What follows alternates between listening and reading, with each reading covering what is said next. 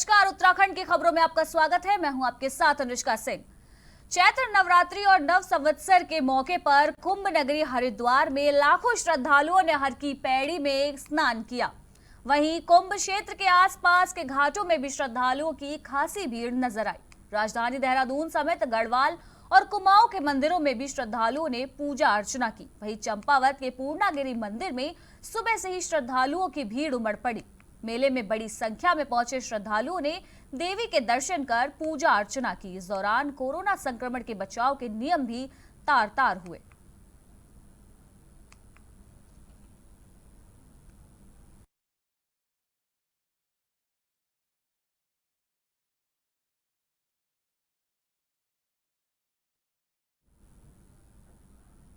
हरिद्वार में महाकुंभ चल रहा है, जिसको लेकर भारी संख्या में श्रद्धालु धर्मनगरी पहुंच रहे हैं और मां गंगा की आस्था में डुबकी लगा रहे हैं। अगर बात करें कोरोना को लेकर सरकार के द्वारा जारी किए गई गाइडलाइंस का, तो महाकुंभ में कोरोना को लेकर किस तरीके की गाइडलाइंस है और भक्त किस तरह से गाइडलाइंस का पालन कर रहे हैं, इन सब को लेकर हमारे संवाददाता ने श्रद्धालुओं से बातचीत की।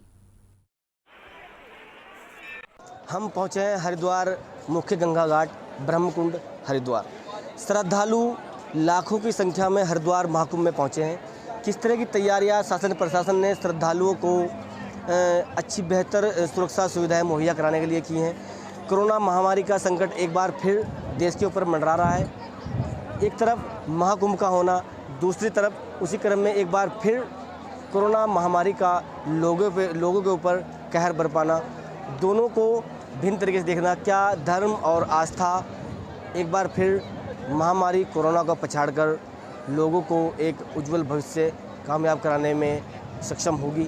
आपको दर्शन कराते हैं हरिद्वार के विभिन्न क्षेत्र के, किस तरह लोग हरिद्वार गंगा घाट पर आस्था की डुबकी लगा रहे हैं। हरिद्वार महाकुंभ को लेकर दूर दराज से देश के कोने कोने से लोग यहाँ पर पहुँचे हुए हैं। किस तरह क्या तैयारियाँ हैं सरकार की, लोगों ने कोरोना से डर नहीं लोगों को लग रहा है, बराबर लोग एक भीड़ के रूप में लोग हरिद्वार में पहुंच रहे हैं। क्या तैयारियां हैं उसी रहते क्या श्रद्धालु हमारे साथ हैं, बात करते हैं कि कोरोना की महामारी को लेकर क्या श्रद्धालु यहाँ पहुंचे हैं, आस्था किस तरह लोगों के खतरा जो महाकुंभ का है क्या है तैयारी। जी आप कहाँ से आप पहुँचे हैं हरिद्वार? मैं सूरतगढ़ जिला गंगानगर से हूँ।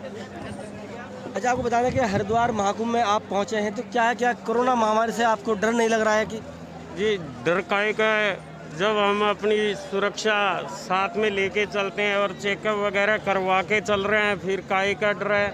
तो महाकुंभ हरिद्वार 2021 हरिद्वार में मनाया जा रहा है, तो आप लोग यहाँ पहुँचे हैं भीड़ में। सरकार की जो तैयारियाँ हैं, महाकुंभ प्रशासन की जो तैयारियाँ हैं, क्या तैयारियाँ हैं, क्या इन तैयारियों से आप लोग आश्वस्त हैं, क्या खुशी का माहौल आपके अंदर है? इनसे तो यही कहना है कि जो प्रशासन ने व्यवस्था की है बहुत बढ़िया की है व्यवस्था। तो और मेला प्रशासन ने जो भी तैयारियां महाकुंभ को लेकर की हैं, सभी श्रद्धालु आश्वस्त है उससे। सभी कहें जो कोरोना महामारी को लेकर जो भी तैयारियां थी, सभी तैयारियों से लोग खुश हैं यहाँ पर और हरिद्वार माँ गंगा में आस्था की डुबकी लगाने के लोग पहुँच रहे हैं। तो ब्रह्मकुंड जो है, जो हरिद्वार का मेन घाट है ब्रह्मकुंड, दर्शन आपको कराते हैं उसके कि किस तरह यहाँ लोग कोई खतरा नज़र नहीं आ रहा है कोरोना का, नहीं लोग डर रहे हैं उस चीज़ से। और जो भी अनिवार्यता है कोविड-19 को लेकर के, जो भी रिपोर्ट है कोविड-19 की, सभी को लोग जांच करा रहे हैं अपनी, और सरकार के जो आदेश है उनका पालन भी कर रहे हैं। मैं कैमरामैन पर्सन के साथ इंतज़ार रजा, prime TV news Haridwar. Mussoorie के उप जिलाधिकारी, मसूरी व्यापार मंडल और टैक्सी एसोसिएशन के संयुक्त तत्वाधान में कोरोना वायरस को लेकर जागरण अभियान चलाया गया। पिक्चर पैलेस बस स्टैंड पर कोरोना से बचाव को लेकर लोगों को जागरूक किया गया। उप जिलाधिकारी मनीष कुमार ने बताया कि कोरोना के प्रति लोगों को जागरूक किया जा रहा है और स्थानीय लोगों के साथ ही पर्यटकों से भी अपील की जा रही है कि वह मास्क का प्रयोग करें और कोरोना गाइडलाइंस का पूरा पालन करें।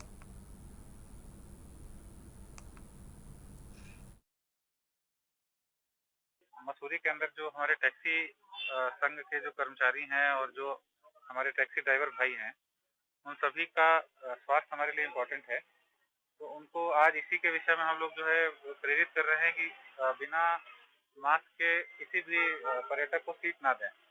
उनको पहले आग्रह करें कि वो अपना मास्क लगा लें और तत्पश्चात ही उनको सीट जो है अपनी गाड़ी में देंगे। देखिए, कोविड की एक दूसरी लहर देखने को मिल रही है पूरे देश भर में, और ये लहर पहली लहर से ज़्यादा खतरनाक मानी जा रही है। तो आज दूसरे चरण में गाड़ियों पे स्टिकर लगाए जा रहे हैं, जिस पे कहा जा रहा है कि अगर कोई पर्यटक या कोई निवासी बिना मास्क के पाया जाता है तो उसे टैक्सी नहीं मिलेगी, टैक्सी की बुकिंग नहीं मिलेगी और वो टैक्सी का उपयोग नहीं कर पाएगा। इसी संदर्भ में आज कई गाड़ियों पर, सैकड़ों गाड़ियों पर स्टिकर लगाए जाएंगे और साथ साथ लोगों को सोशल डिस्टेंसिंग के बारे में, मास्क की अनिवार्यता के बारे में और किस प्रकार से कोरोना से बचाव करें इसके बारे में जान। वहीं लाल कुआं में कोरोना के बढ़ते मामलों को देखते हुए प्रशासन सक्रिय हो गया है। आज जिलाधिकारी नैनीताल के निर्देश पर उप जिलाधिकारी की अगुवाई में स्थानीय प्रशासन ने नगर में जागरूकता रैली निकाली। इस दौरान नगर स्थानीय कलाकारों ने गीत गाकर लोगों को कोरोना के प्रति जागरूक किया। साथ ही प्रशासन ने नगर में बगैर मास्क के घूम रहे लोगों को निःशुल्क मास्क उपलब्ध कराए और कोविड-19 गाइडलाइंस की भी जानकारी दी।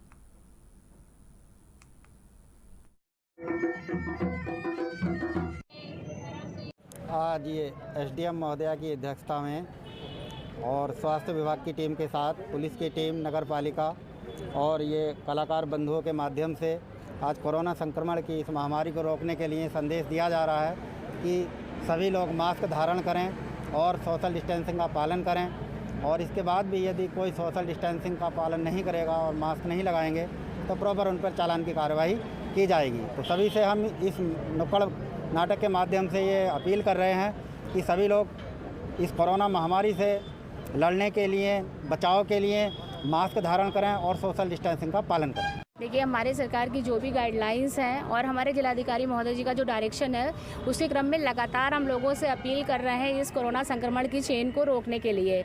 सबसे ज़्यादा आज के समय में आवश्यक है जागरूकता, और इस जागरूकता को बढ़ाने के लिए ही हमारे द्वारा ये हिमालयन मंच जो हमारा ये समूह है, इसके द्वारा हम लोगों से अपील कर रहे हैं कि वो कोरोना को लेकर जागरूक रहें, बिना मास्क के घर से बाहर मत निकलें, यदि आवश्यक है तभी घर से बाहर आएँ, सैनिटाइज़र का प्रयोग करें, अपने छोटे बच्चे और अपने बुजुर्गों को घर पर ही रखें। सभी की सुरक्षा घर में रहने से ही, यदि आवश्यक हो तो ही बाहर आएँ। लगातार सारे जगह से हमारी ये लोगों से अपील है कि आप इस कोरोना की लड़ाई में, इस जंग को जीतने में हमारा साथ दें, क्योंकि अधिकतर अभी भी बहुत लोग इसको लेकर अवेयर नहीं है, अभी भी जागरूकता का अभाव है, मास्क का प्रयोग नहीं कर रहे हैं। उनको लग रहा है कि हमें कुछ नहीं होगा, पर ऐसा नहीं है, क्योंकि ये जो कोरोना वायरस है ये हो सकता है उनको असर ना डाले, पर उनके घर में या हमारे समाज में जो कमज़ोर कोई व्यक्ति है। उत्तराखंड में कोरोना के खिलाफ टीकाकरण अभियान को लेकर आमजन में जबरदस्त उत्साह है। हफ्ते भर में इस अभियान ने रफ्तार पकड़ ली है। इसी क्रम में विकास नगर उप जिला अस्पताल में भी टीकाकरण किया गया। ऐसे में केंद्रों पर अब भीड़ बढ़ती जा रही है। अभी तक प्रदेश में वैक्सीन की 13 लाख डोज मिली है, जिसमें 11 लाख के आसपास इस्तेमाल हो चुकी है। राज्य के पास अब वैक्सीन की 1.5 से 2 लाख डोज ही बाकी बची है।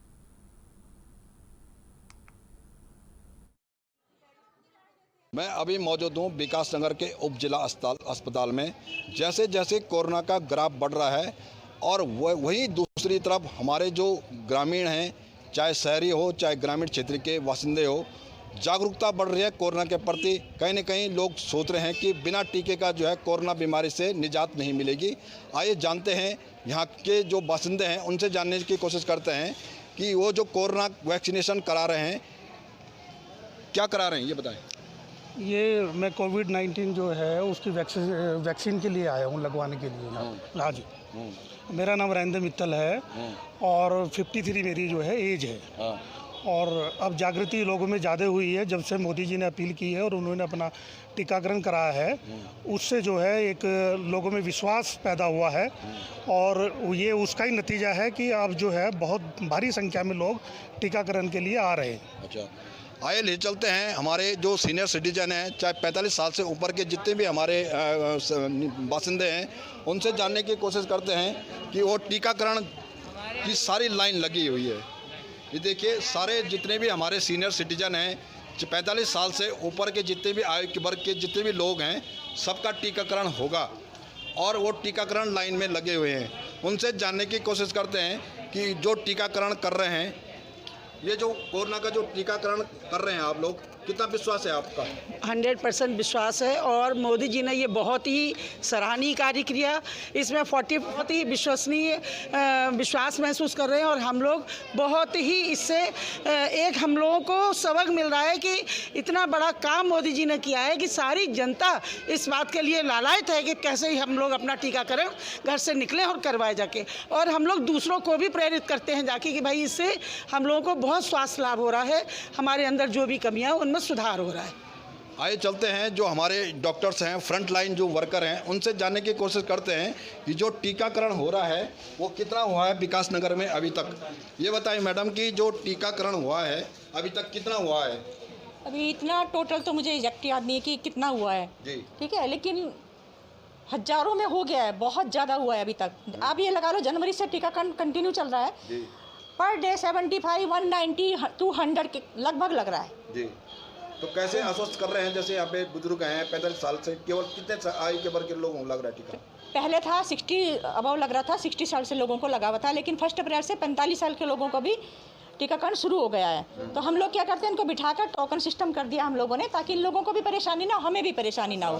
तो टोकन सिस्टम से आराम से लोग लगवा रहे हैं, ऐसी कोई दिक्कत नहीं है। तो क्या संदेश देना चाहेंगे आप आम जन को, जैसे कोरोना ग्राफ बढ़ रहा है पूरे पचौदों में भी? हाँ, कोरोना ग्राफ बढ़ रहा है तो मैं यही संदेश देना चाहूँगी कि सब लोग मास्क का उपयोग करें, डिस्टेंस बना के रखें और ज़्यादा से ज़्यादा अपने घर में रहें। जरूरी काम हो तभी घर से निकलें और अपना रजिस्ट्रेशन करा के टीकाकरण जरूर करवाएं। इसका कोई साइड इफेक्ट नहीं है।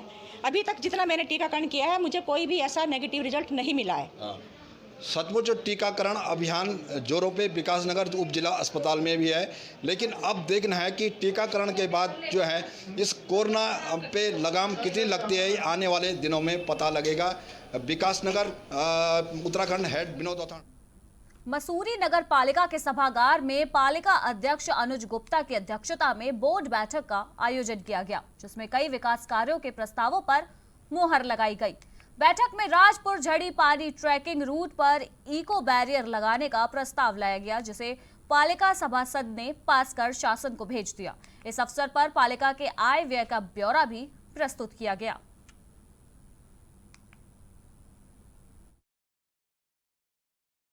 बहुत महत्वपूर्ण बोर्ड बैठक यहाँ पर ऑर्गेनाइज करी गई और जिसमें बहुत सारी चीजें पास गई, जिसमें सबसे ज्यादा महत्वपूर्ण पिक्चर पैलेस में सैनिक लॉज जो पार्किंग है उसका विस्तारीकरण के 1.5 करोड़ रुपए की स्वीकृति दी गई।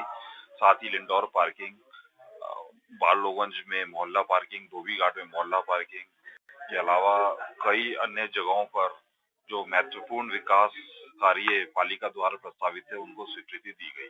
काफी लंबे समय से गांव वालों की मांग थी कि यहाँ पर एक बैरियर लगाया जाए, क्योंकि कई हुड़दंगी वहाँ पर आते हैं और गांव वालों की जो शांति है उसको भंग करते हैं। तो उसमें हमने ये आज बोर्ड ने निर्णय लिया है कि इको टैक्स की तर्ज पर वहाँ पर भी एक बैरियर लगाया जाए, जिससे कि जो आने वाले वहाँ पे पर्यटक है, हुड़दंगी है, उन पे रोक लगाए। नंदप्रयाग घाट से बीते 8 दिनों से देहरादून की पदयात्रा में शामिल पदयात्री हर्षवर्धन देवराड़ी की 200 किलोमीटर की पैदल दूरी को तय करने के बाद नीरगड्डू पहुंचने पर अचानक स्वास्थ्य खराब हो गया। पदयात्रा में शामिल अन्य सदस्यों ने उन्हें 108 सेवा की मदद से एसपीएस राजकीय चिकित्सालय ऋषिकेश में भर्ती कराया। बता दें कि नंदप्रयाग घाट सड़क 1.5 लेन चौड़ीकरण की मांग को लेकर बीते 4 महीनों से घाट क्षेत्र के लोग आंदोलन कर रहे हैं। आंदोलनकारियों ने 19 किलोमीटर नंदप्रयाग घाट 1.5 लेन सड़क का शासनादेश जारी करवाने और सड़क पर डिफेक्ट कटिंग के टेंडरों को रद्द कराने की मांग को लेकर बीते 4 अप्रैल से पदयात्रा शुरू कर दी। यात्रा में करीब 32 लोग शामिल हैं। लगभग 200 किलोमीटर की पदयात्रा ऋषिकेश के पास नीरगड्डू पहुंची है। तपती गर्मी के कारण पदयात्रियों का स्वास्थ्य खराब हो रहा है। कई पदयात्रियों के पांव में छाले पड़ चुके हैं। पदयात्री 16 अप्रैल को सरकार से मिलकर ही अपनी यात्रा को समाप्त करेंगे।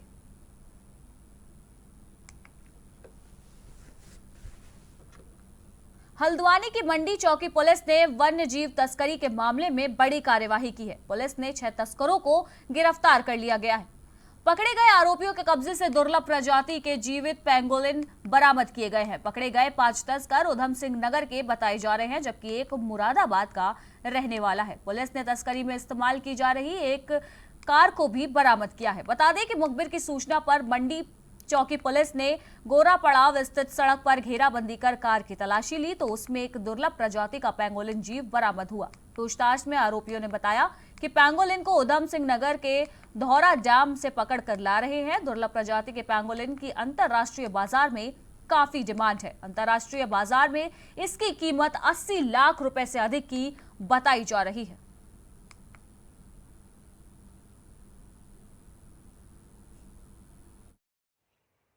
अब मंडी चौकी पुलिस को सूचना मिली थी कि कुछ लोग जो संरक्षित प्रजाति के वन्य जंतु का कारोबार से जुड़े हुए हैं और वाइल्ड लाइफ के स्मगलर हैं, वो उनकी गतिविधियां हल्द्वानी मंडी क्षेत्र में देखी गई हैं। इस पर सुराग रस्सी पता रस्सी करने के बाद पुलिस ने उधम सिंह नगर, मुरादाबाद आदि जनपदों के 6 वन्य जंतु के तस्कर, एक पेंगुलिन जो कि विलुप्त और संरक्षित प्रजाति का वन्य जंतु है, उसके साथ उन्हें गिरफ्तार किया।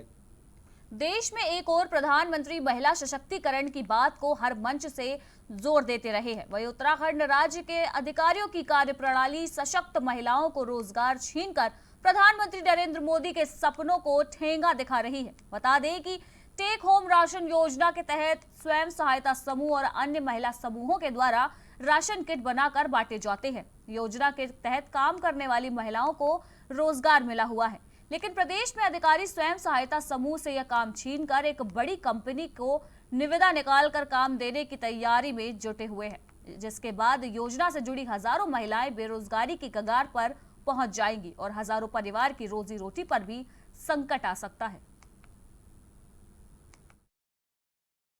देखिए, जैसा मुझे इनके द्वारा बताया गया कि ये हमारा महिला स्वयं सहायता समूह है, अपना बहुत सी महिलाओं के इनके माध्यम से रोजगार मिलता रहा है और जैसा मुझे जानकारी इनके द्वारा दी गई कि उसमें एक नए सिरे से टेंडर किया जा रहा है, जिसमें ओपन टेंडर है और 250 करोड़ की जिसकी क्षमता है वो उसको ले पाएगा। ऐसी स्थिति में निश्चित रूप से इनको ऊपर दिक्कत आएगी, कुठाराघात होगा इनके हितों को, और हमारी महिलाएं जो इनके साथ जुड़ी हैं, हजारों महिलाएं, उनको शायद दिक्कत आएगी। तो अभी मैं माननीय मंत्री से बात कर रहा था, कोशिश करूँ उनसे फिर बात करने की, और मुझे ऐसा लगता है कि सरकार तो चाहती है कि हमारे यहाँ लोगों को रोजगार। सुमन नगर में शॉर्ट सर्किट के चलते गन्ने के खेत में आग लग गई। आग लगने से 20 बीघा गन्ने की फसल जलकर राख हो गई।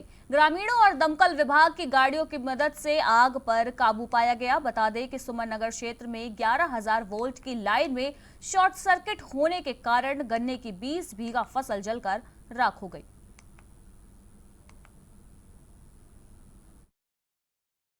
मैं कुंभ मेला जटवालापुर पर स्थापित हूँ, मेरी यूनिट वहाँ है। मुझे मायापुर से फौरन द्वारा सूचना मिली कि सुमन नगर में गेहूं की खाद खेत में आग लगी, लेकिन यहाँ पर तो गन्ने की खेत में आग लगी थी।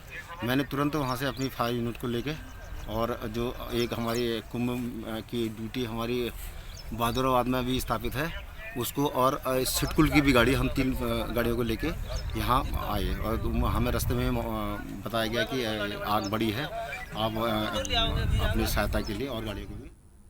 बीजेपी नेता ने अपने ऊपर लगे आरोपों को गलत और निराधार बताया है। बता दें कि भगवानपुर ग्रामीण मंडल अध्यक्ष चंदन त्यागी ने प्रेस वार्ता कर कहा है कि उनके ऊपर महिला से अश्लील बातें करने के जो आरोप लगे हैं वह पूरी तरह से गलत और बेबुनियाद है। उन्होंने कहा कि विपक्ष के पास कोई मुद्दा नहीं है, इसलिए विपक्ष के नुमाइंदे उनकी छवि को धूमिल करने का प्रयास कर रहे हैं। उन्होंने कहा कि बीजेपी का बढ़ता जनाधार देखकर विपक्ष बौखलाया हुआ है।